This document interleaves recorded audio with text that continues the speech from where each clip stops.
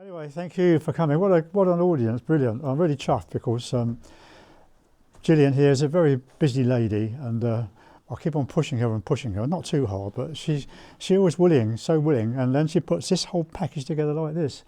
I'm sure you must all know Gillian. If you don't, I want to know why. But she is our Senior Heritage Officer. I still think of her in my old terms as a curator. Are they both one and the same thing? Yeah. They must be. So her official title is Senior Heritage Officer for the Surrey Heath Museum. Right? She's, I don't know, since she came on board, many moons ago now, it seems a long time ago, I took a photograph of her when she first arrived actually. She was a bit younger then as well, but she still looks nice. But really, we're in for an interesting talk. I know Jill's done a lot of work on researching, going through the stores and the archives, trying to find something. We've got all this paraphernalia around us to demonstrate what's going on. So please say a big hello and welcome to Gillian. Thank you. So it's lovely to be here, and most of my time I am just running around, so it's a real joy to be able to talk to you today. So what I'm going to do, it's an exhibition which we had in the summer, which was called Impact of World War II, and it was based on the archives which we hold in our stores. And those archives are from Frimley and Camberley Urban District Council. And it's to talk about impact for everyday people and what they have to endure. Not the military side, because that's a huge different area, but also all these people are actually missing those people and not really knowing what's going on with the people fighting across in Europe. It's based on the archive. It's also based on this amazing book which my predecessor Sharon Cross did. We did our World War II exhibition because it was 80 years since the end of World War II, VE Day. This was 50 years, so this book is now 30 years old, and it's still got the price from that time, which is £1. So we sell those in the museum shop afterwards. I'm going to apologise. I'll sort of be shuffling through papers because this isn't my story. This is all these other people's story who have given us items, but also who have left their memories. And just have to bear with me as I'm going through, okay? I'm not a fully synced person in terms of presentations. So World War II.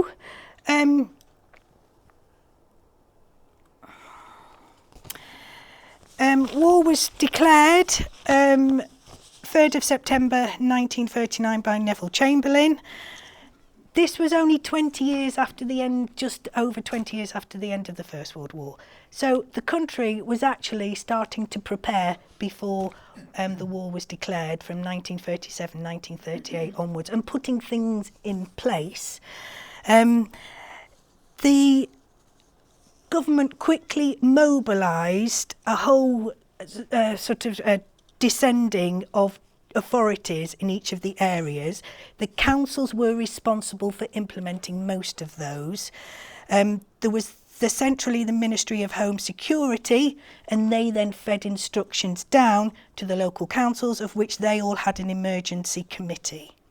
Now those emergency committees literally put everything together which was based locally, and their remit was diverse. At the beginning they ordered 30,000 sandbags, 50 stirrup pumps, 450 civil defence armbands, a bicycle for general use of council employees, installed air raid sirens, issued and monitored contracts for air raid shelter and warden posts, water tanks, and modifications to properties which had been requisitioned by the War Department.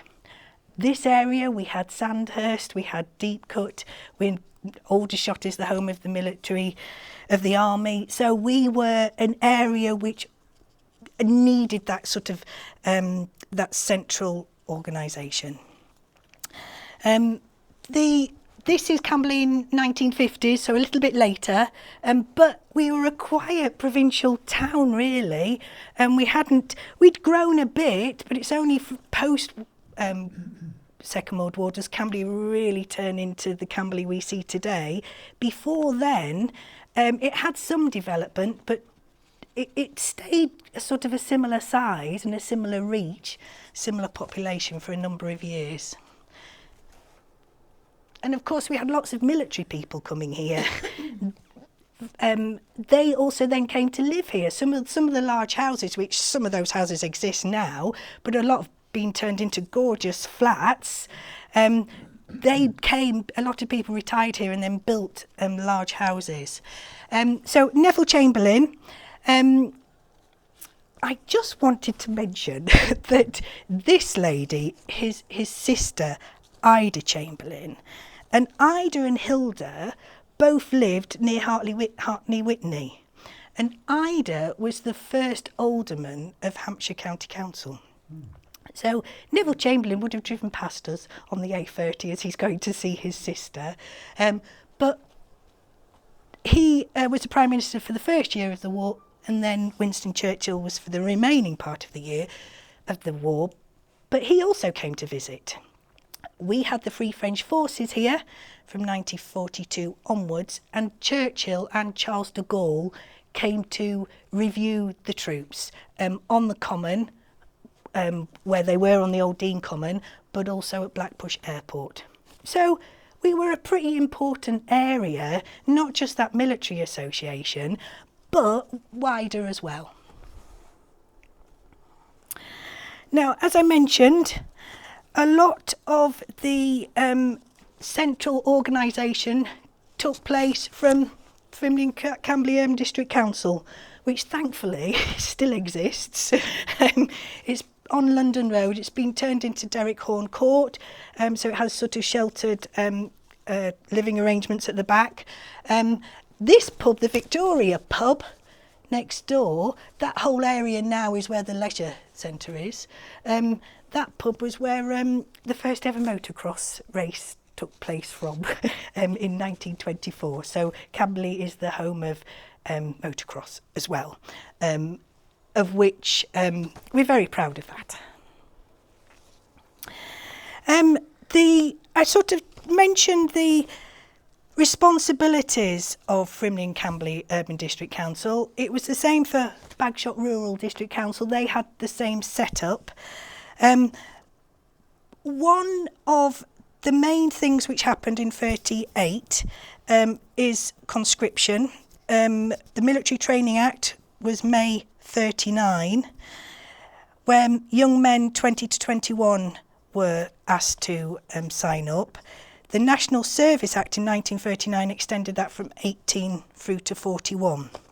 In 1938, they had already started preparation for the auxiliary training service, which sort of turned into the women's arm of the army, where women were trained from 17 to 43, 17 years to 43 years, in all sorts of roles, military-related roles, which helped support the work of the civil defence, but also the army as well.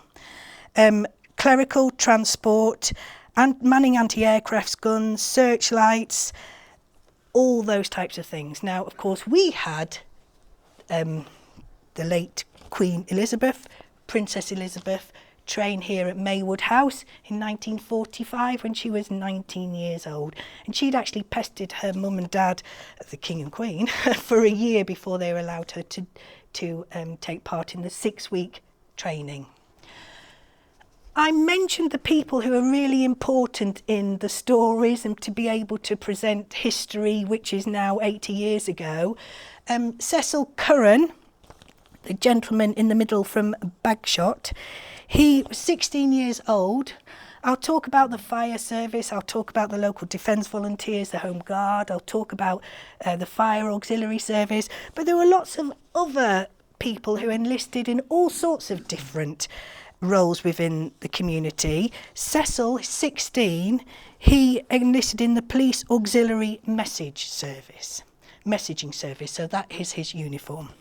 And then we have Mr. Deeks on the right-hand side, who was part of the British Red Cross. He had Deeks Cycle Shop in Frimley Green, he raised money for the Red Cross. This one is a bomb had fallen into his back garden, and he's actually charging people to see the crater. So it's those stories which really help to bring that past to life. Incidentally, Maywood House, the reason why I've put that there, is it's for sale again. So I think it's on the Chobham Road or Portsmouth Road, I can't remember which one. But it's about £1.5–2 million. But it's on the market all the time. So I think it was sold only 2 years ago or 3 years ago, and now it's for sale again, and it's absolutely gorgeous. But that's where Princess Elizabeth, as she was training, took place. So imagine that World War II has broken out. There is a need to create levels of home security and support within each area. So what is happening in Camberley and Frimley is a repeat of what is happening all around the country. And when I go through the statistics and I talk through things which is in place, you'll realise what a phenomenal feat it is. We are so used to social media, we're so used to instant news, 24-hour news. This is such a different period, and the concept of what is achieved is something don't know whether we'd be able to achieve again. I'm sure we would, but looking at the different times, it is very different. So, ARPs, Air Raid Precaution Wardens, were first set up in 1937. The Air Raid Warden Service established wardens' report centres and warden posts at Kings Ride, Watchetts Drive, Park Street, Bagshot and Frimley Green Fire Station. Their duties included manning air raid shelters, reporting bomb damage, issuing gas masks and checking the blackout curtains.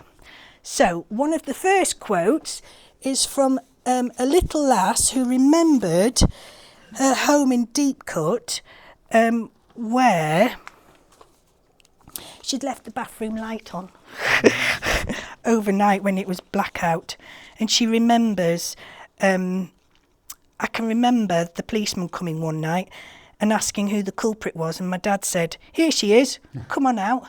I was hiding in the hall, and then her dad said, "He's going to take you away." So the seriousness of simple things such as leaving the bathroom light on, created fear in the whole area. So this is Leon Chapman, who was the dad of George Chapman. Leon Chapman, he actually became a navigator in Lancaster Bombers later on, and apparently there is a pew in St Anne's Church in Bagshot where he wrote the number of missions he did. He sort of inscribed the missions, and we have this bomb which was in a cupboard from George Chapman's shoe shop, which during lockdown, me and Kathy found the bomb, and she brought it out and she said, "What's that?" And I said, "It's a bomb." But it's a practice bomb, which has been drilled through. We actually had to get the bomb squad here. Luckily, they were still based here. They're not anymore. But it would have been white with green stripes on it. But obviously he had kept it as this phenomenal souvenir. And when the kids come to look at the air raid shelter, they have to check everything, and they have to find out that there's a sort of a fin in there, and they have to work out what it was for, and then they get to hold the bomb. I know.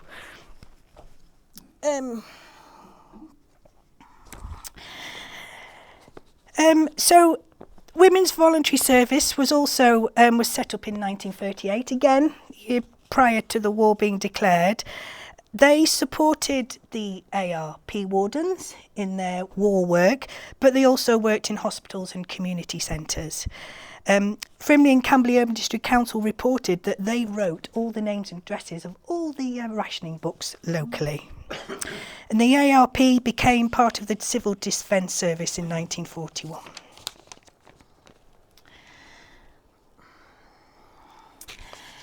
So one of the first things which had to happen is the issuing of contracts for air raid shelters. The air raid shelters were physical brick shelters, but also there were trench type shelters in this area. So this is just Frimley and Camberley. So there were 20 locally. 2 shelters were in Knoll Road, 2 in London Road Recreation Ground, 1 in Park Road, Murrells Lane, Churchill, and then 1 at the back of the White Hart in Frimley, 1 at Frimley Green Recreation Ground and 1 at Mitchett Crossroads. There was an air raid shelter for the fire station in the Avenue, Camberley, and then I mentioned the trench system, which is the back of St Michael's graveyard. Now, these contracts are beautiful. We've got about 20 of them, and they are issued to the person who has put in the application to do the works. This trench system, I don't know if you can see it that well, but there's the church, and then that's the trench system at the back. The quotes from then. A lot of people didn't use the public air raid shelters. They always thought that they had enough time to get back home. One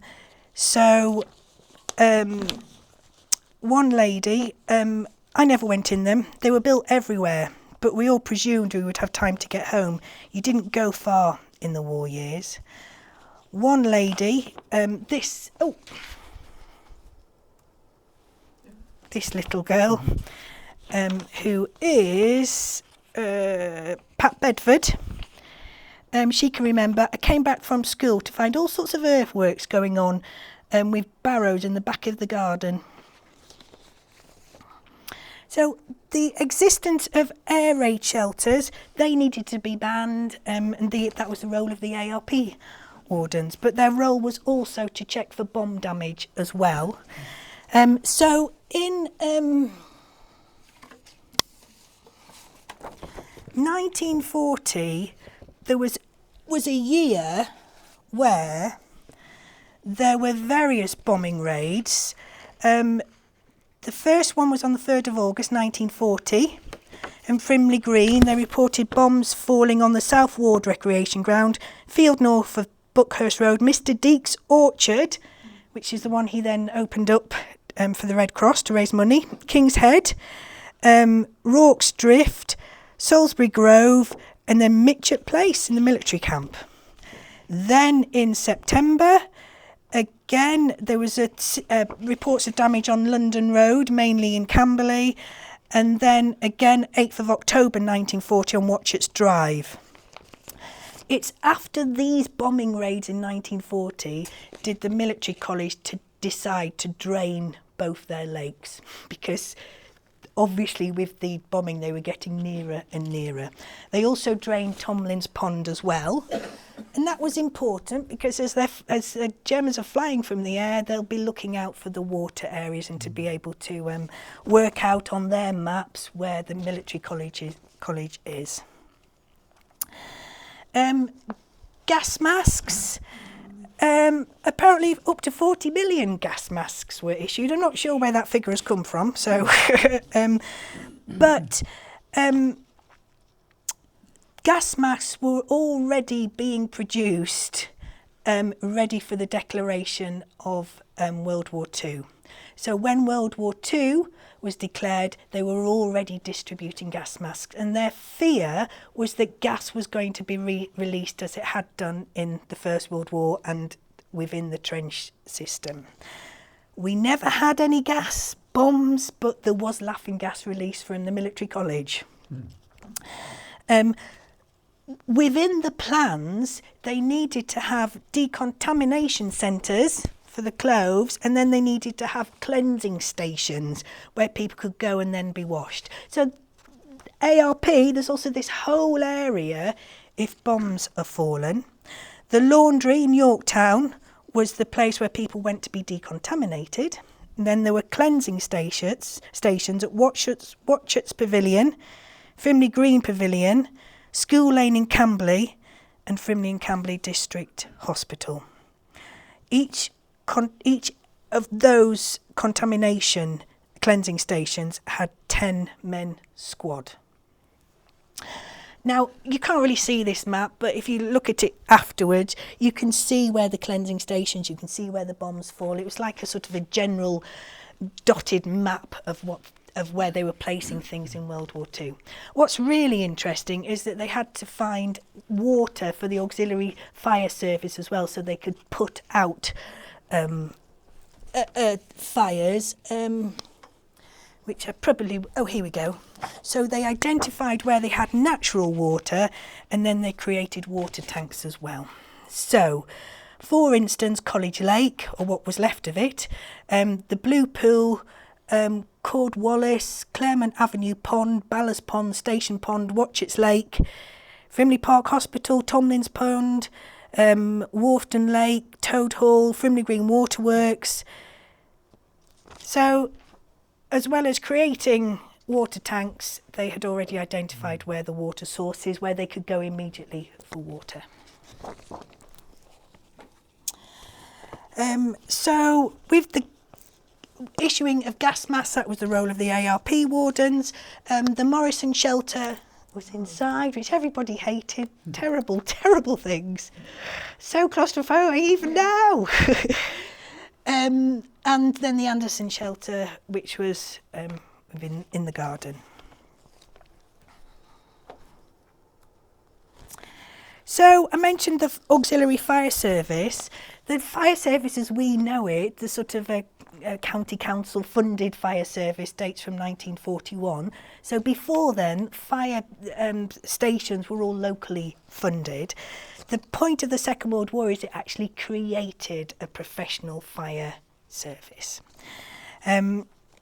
So the auxiliary fire service was founded in 1938 to create a network of fire stations. Because most young men, firefighting men, had been conscripted, they needed to replace with older men, but also women as well. So a lot of women joined the auxiliary fire service, and there was a big campaign to recruit women. Women weren't allowed to actually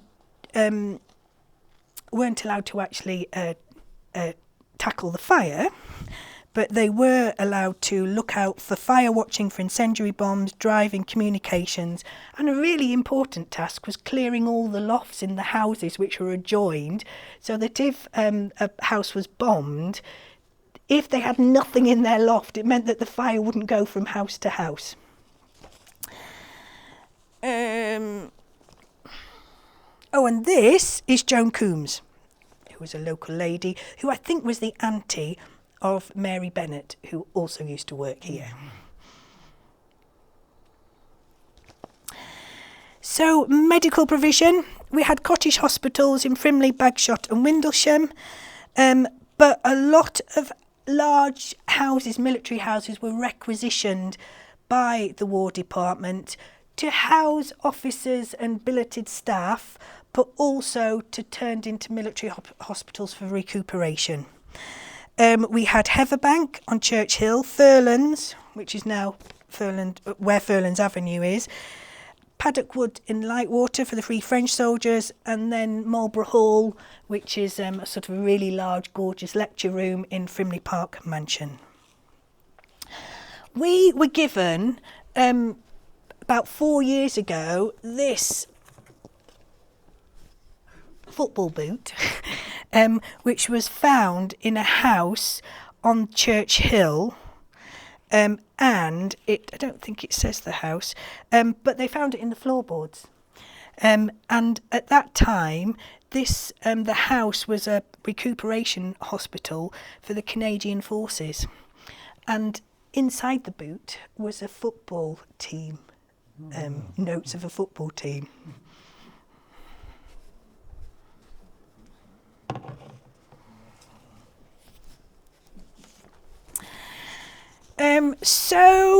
We had a local doctor, Dr. Twart, who was appointed the Chief Medical Officer. He bought a Hudson car and a Bedford van. This is actually the ambulance for Bagshot and Windlesham Council. A rescue party was based at London Road Recreation Ground. 7 to 10 men worked different shifts from 8 o'clock in the evening to 8 in the morning, and then they had 2 women who would help with stretcher bearers. Also, the British Red Cross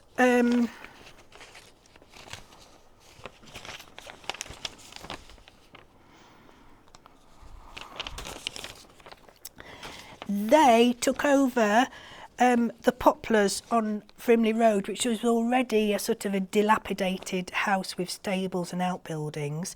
That had been identified as a mortuary if it was needed, but the British Red Cross actually turned it into a place where people could recuperate, where people could stay.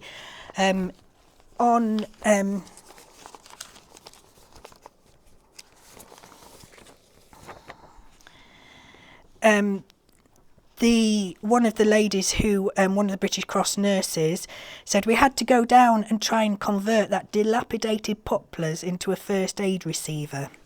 But they did. It accommodated civilian casualties, an antenatal clinic, and also, as I've already mentioned, became a clearing station as well. And that is the photograph of the British Red Cross nurses outside the Poplars.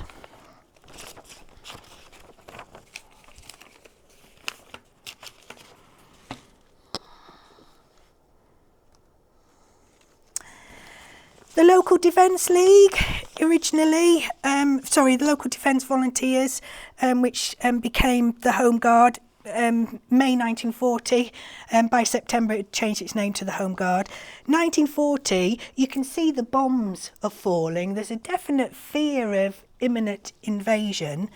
That time, between May and June, Denmark, Belgium, Netherlands and France had all fallen, or parts of them had fallen, to the Germans. So there was a real fear that England was going to become invaded. The Local Defence Volunteers were set up. They were set up with 30 to 40 people for each Home Guard and then split up into platoons. The signal for an invasion was the church bells ringing, and sometimes it went wrong.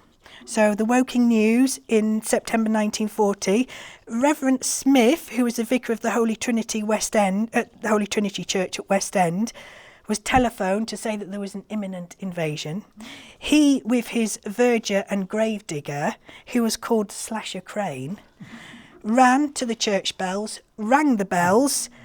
It was all a false alarm, and the Woking News reports householders in some areas remained so alarmed yesterday that they patrolled outside their houses armed with brooms, garden forks and spades, intent on giving the invaders a warm reception. But if you read that now, it does sound really funny, but at the time you would be terrified. So we have the Camberley Home Guard here. This is the Chobham Home Guard.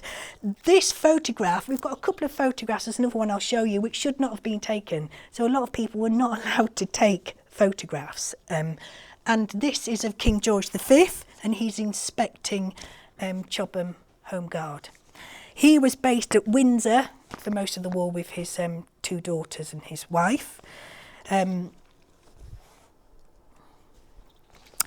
Moving on to evacuees, moving of children from the central cities to less targeted regions was a key operation in the Second World War.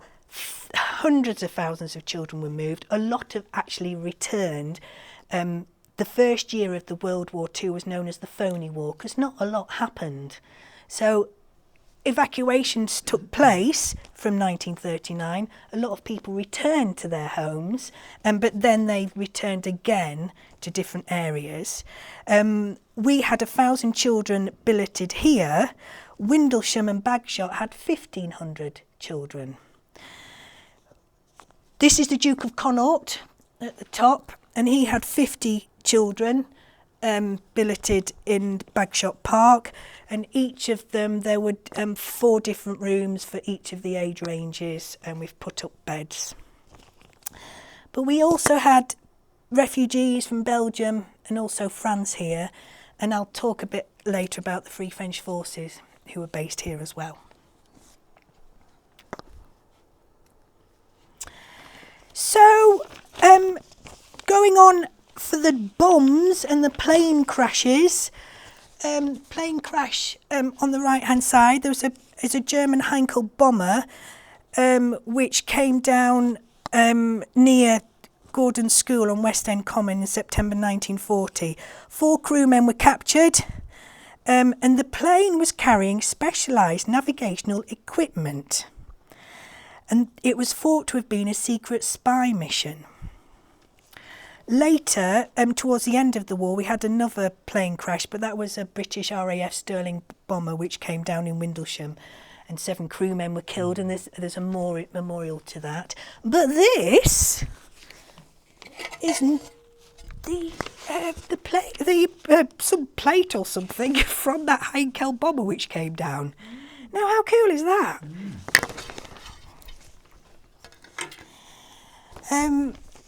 Bombs which came,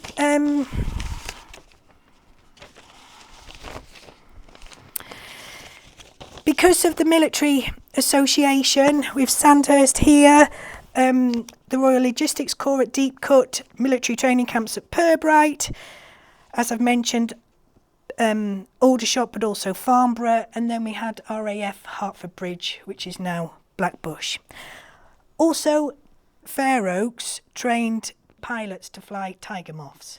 So we had quite a lot going on in this area. So it's not surprising that there was a worry that we would be bombed heavily. Actually, we weren't bombed that much.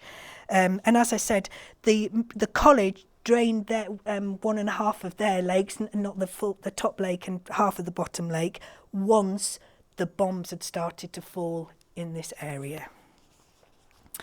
I'll just do a quote, which is on 14.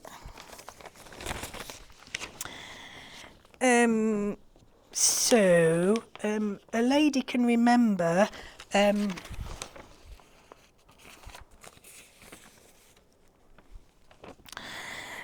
a station road in Frimley, I can picture a stream of fire along our road when the hedges were set alight.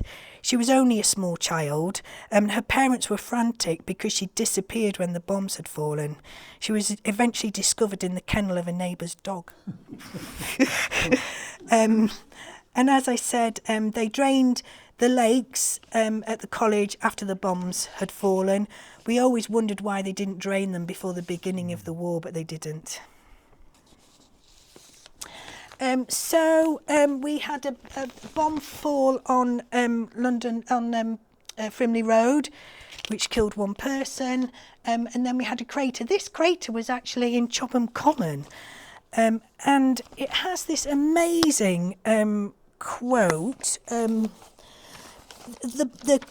If the bomb had exploded, it would have wiped out the whole of Chobham.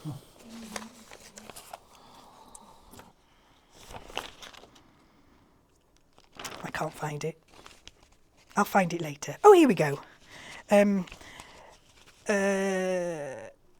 no, I can't find it. Sorry. You just have to believe me. Cecil Curran, who was that lad doing the police messaging service, he drew this phenomenal map of where all the bombs fell in Bagshot. And then we've got this map of where all the bombs fell in Camberley and Frimley. And as I said, it's thanks to them that we know about the effects of those 6 years of the war. So I talked about the bombs falling in 1940. From September 1940 to August 1942, 300 bombs fell in Camberley, Frimley and Frimley Green. There was damage to houses on London Road, Osnabrück Hill, King's Ride, College Ride, Watchet's Ride and Mitchett.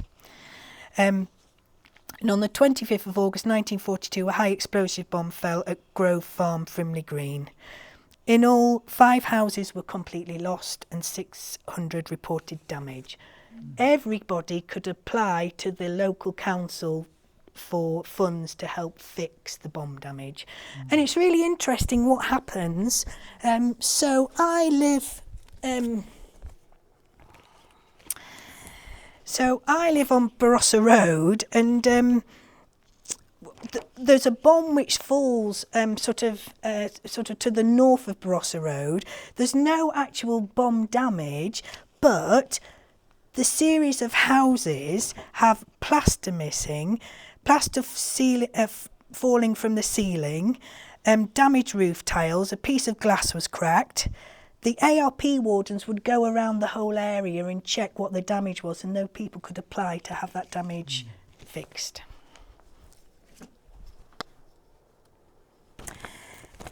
That's the Camberley side. That's the Frimley and Camberley in terms of what was going on locally. And just to reiterate, that organisation is going on throughout the whole of England. But of course there was rationing, there was people turning areas over for gardening, they had introduced powdered eggs, which people hated. So to not have to use powdered eggs, a lot of people took on chickens, and they had special chicken scratching areas where you could take your chicken to scratch, so you didn't have to have powdered eggs.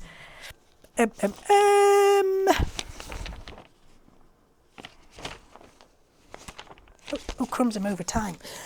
So it's just that's my phone going off as well. Right. I just love this quote. This was kitchen waste had to be collected, so it's all to do with using and recycling all the time. This lady worked in a shop in Frimley, and there was a local actor who came in, and he stared at me and said, "I saw you on the stage last night." So I said, "I don't think so." And he said, "But you are the image of Beatrix Lilly." And she said, "Am I really?" And he said, "Yeah, my goodness, you are. Any chance of an extra egg?"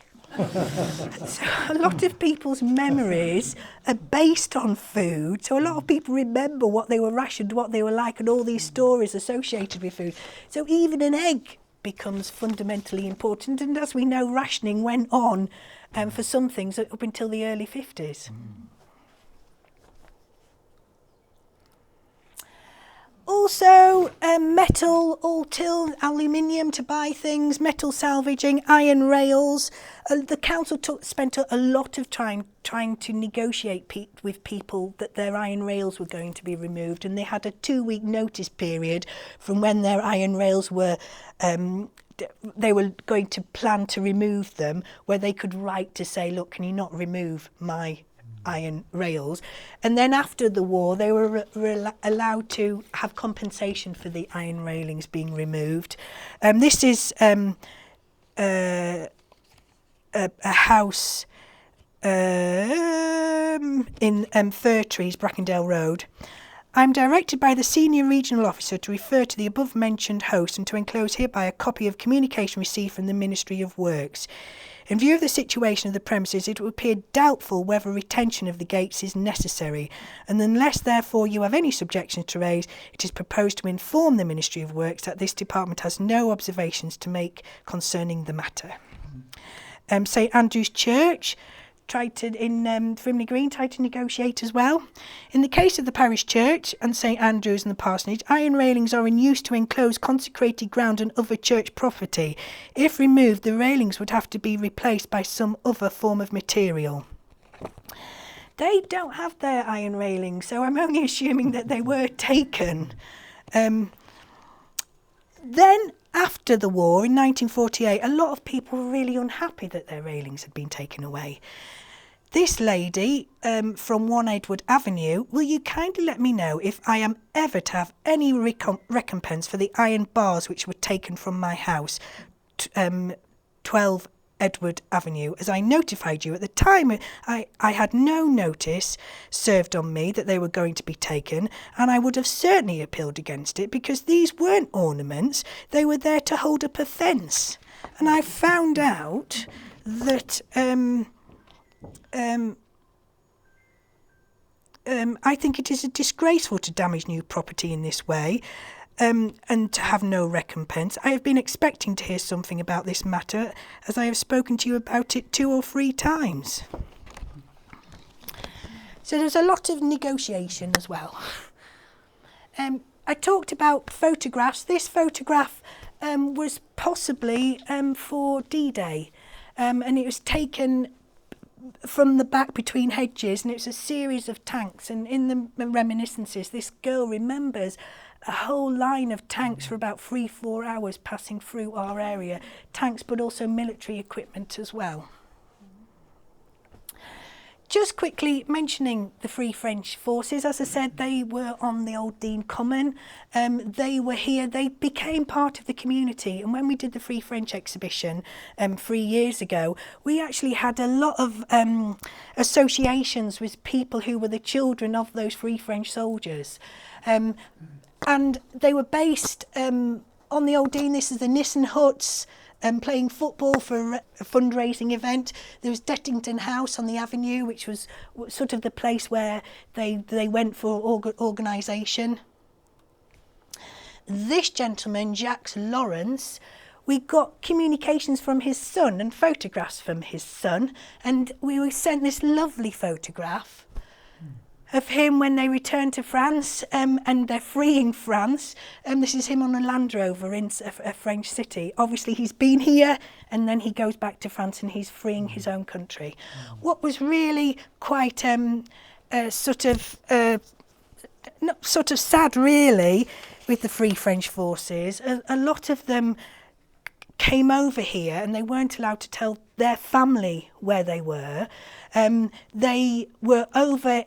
They'd lost their country, even though they had all the Free French Forces did not want to surrender their country. It was the Vichy government who actually surrendered to the Germans. So it was really key that they went back to fight. But we also had a special operations expedition here, and a lot of Secret Service expeditions were planned here, and people flew out of Blackbush Airport.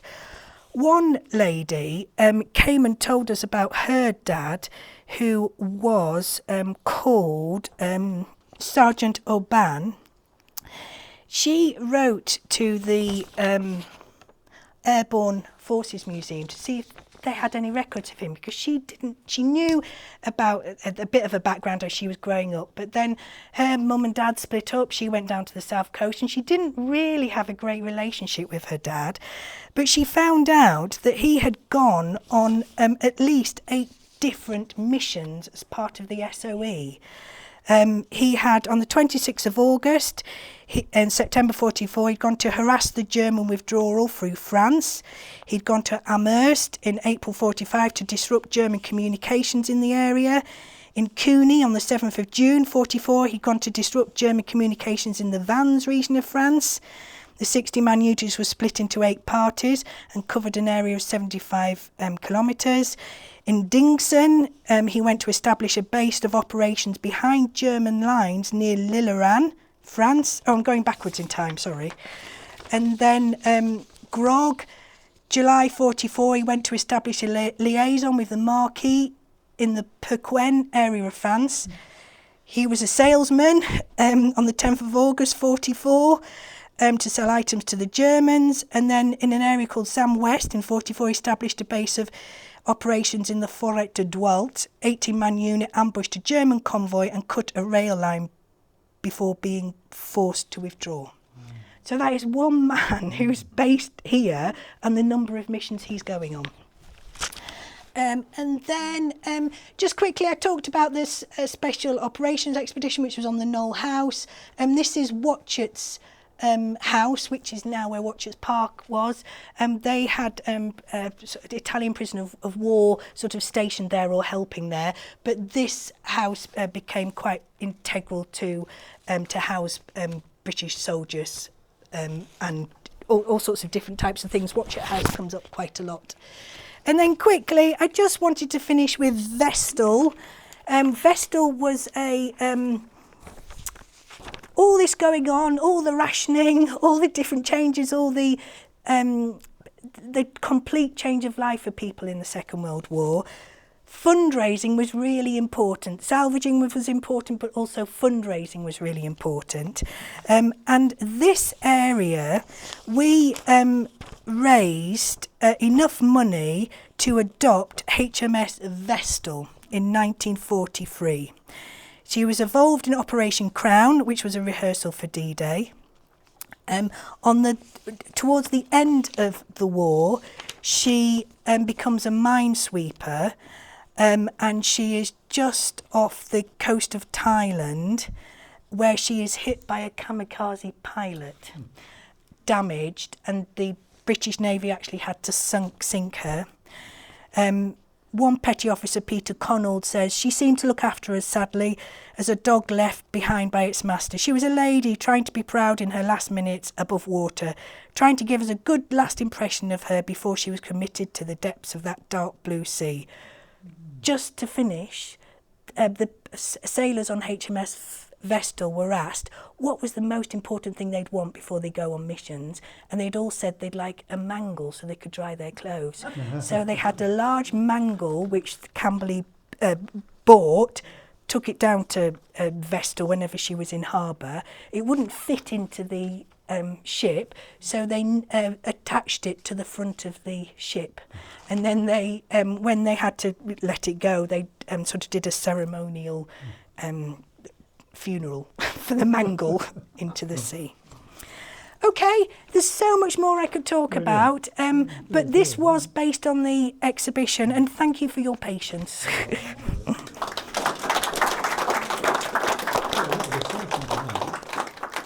Well, thanks very much, Jill. That was an amazing collection that you've got there and put together. And how many people actually remember anything about the Second World War? One or two of you were alive. Yes. Jill, can I just make a note on your very last two or three, the Knoll House there? Might be relevant to say that the SOE are now trying to have that notice put in the field, aren't they? The community awards. Yeah, so it's now Camberley Park, and where the house was sort of to the left of Camberley Park. It was a Roman Catholic school as well for a period. Now it's all the development of Lancaster Drive, all the area behind Surrey Heath House, which is all lovely buildings, really lovely estate, which was built in about 2000, I think. So to have a plaque there would be really important. Any questions, just let me know. Come and look at stuff, please. That must have taken you hours of research, but it's really, really, I don't know, so wide-ranging. It was terrific. You must have spent hours going through that lot, and so I really appreciate it. Yeah, so. it was the exhibition. So actually, it was you who wanted me to do, because I wasn't doing the talk. You've probably forgotten, but you said about doing the talk, and I couldn't do the talk in the evening because nobody booked on it, so it's thanks to you that I'm doing the talk today, good. Although you can't remember. Good. People can come and chat about this before leaving, obviously, but I'll tell you the next talk is going to be John Betjeman and St Mark's Farnborough, and that's by Jim Elder Ennis. I'm not quite sure whether Mike knows anything about He's introduced by that audience. We have these brilliant speakers, and come along and listen to that one, please, next week. So, yes, and thank you, Jill. That was really quite incredible, the amount that you've got in the museum and how worthwhile the museum is because of the things it retains and keeps as historical memories. I think it's suffice to say that since you ended up by saying at the end there, I could tell you so much more, I should look forward to the next one. Okay. Okay. Well, thank you. All right.